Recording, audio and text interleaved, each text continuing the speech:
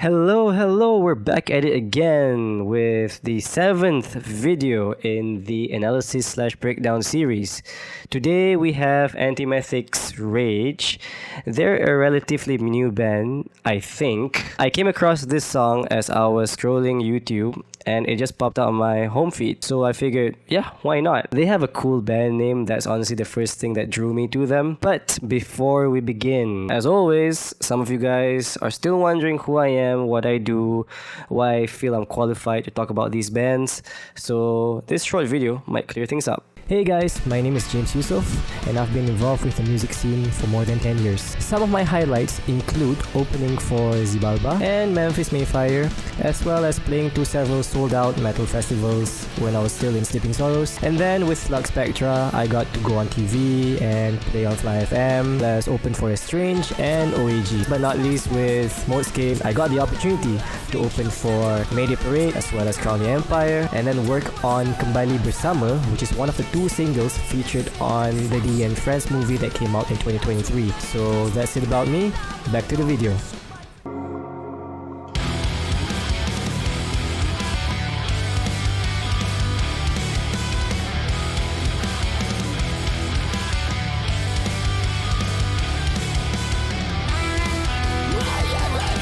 So first things first, I don't know what they're tuned to, but the song's in E minor. Secondly, it's a 3-chord progression, so it starts with E minor and then G and then D, I think. Thirdly, they've got this, what I call the 3-step attack going on, where it goes bam, bam, bam. So it's a nice change from your usual just constant strumming, because that one gets old very quickly.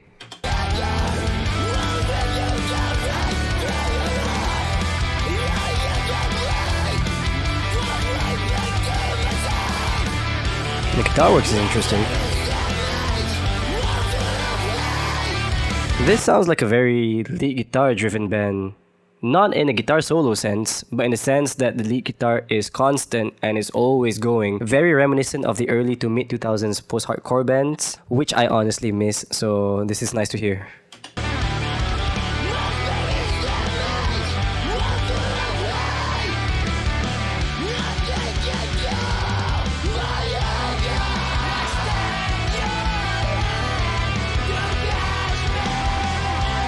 I'm assuming this is the chorus.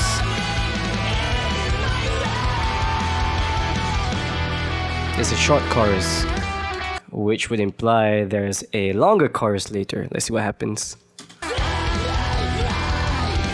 I don't think there's any change to this second verse. Sounds the same. But anyways, personal preference moment. I would prefer if the lead guitars had a bit more delay or reverb. And seeing that left and right rhythm guitars are playing the same thing, that leaves space for the lead guitar to stand out. I can sort of figure out this soundscape that they're trying to create here. I think with a bit more delay and reverb on the leads, I think it'd be interesting to hear from a mixing standpoint.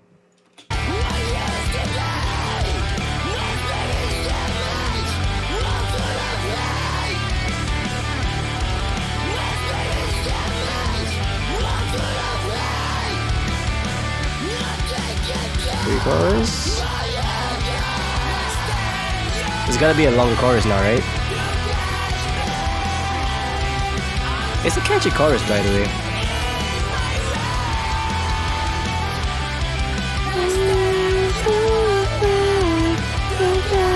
Honestly, guys, if you can write a part that gets people hooked after 1 or 2 listens, that means you've got a really catchy chorus. Because right now I'm hooked.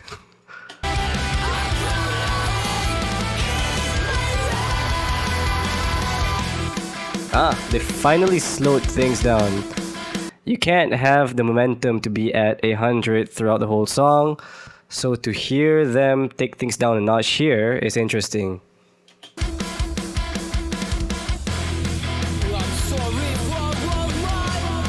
Breakdown? Breakdown.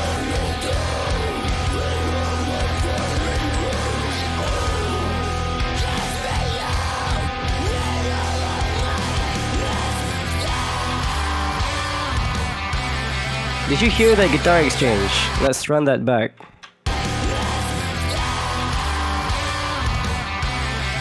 More of that, please, in the future, guys. I love that. I feel this could be the band's strong point. You guys could excel more if both guitarists don't conform to the usual rhythm and lead guitar role. You already have the basis for root notes, so to hear left and right guitar play off each other, it makes for an interesting guitar part. So again, love that part. Keep that up.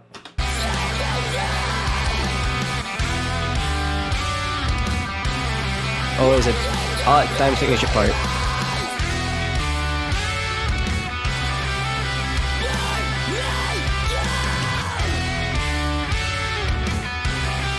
So it alternates between 4 and 2.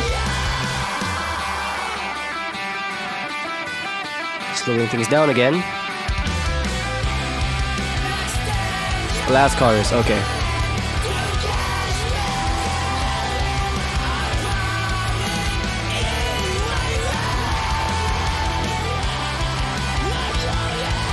Personal preference part 2. There's not too many clean vocal parts in this song. So I think when there's a clean vocal part, it's okay to add a bit more layers. I understand that some bands might be concerned with the song sounding a bit too overproduced. You might not be able to replicate that sound live. But if it's additional vocal harmonies or oohs or ahs in the background, I think that's fine. I'm not saying I did it better, but if I was to write this vocal part, this is how it would sound like.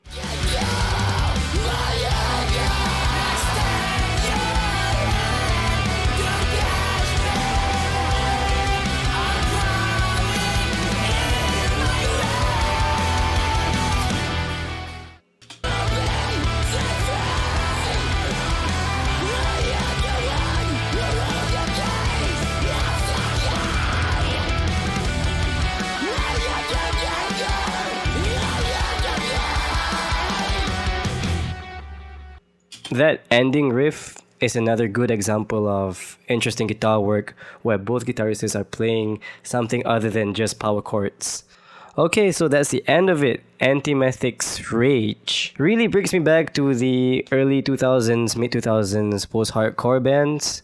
I grew up listening to those kind of bands, so this is a nice throwback, I guess. I'm not sure who they're mainly influenced by, but I'm hearing hints of, I think the most obvious would be Under Oath, I guess. I might be wrong. Antimethic, you guys have a good thing going. I wish you guys all the best, and hopefully we get to meet each other in the future. Okay, that's it for today's episode.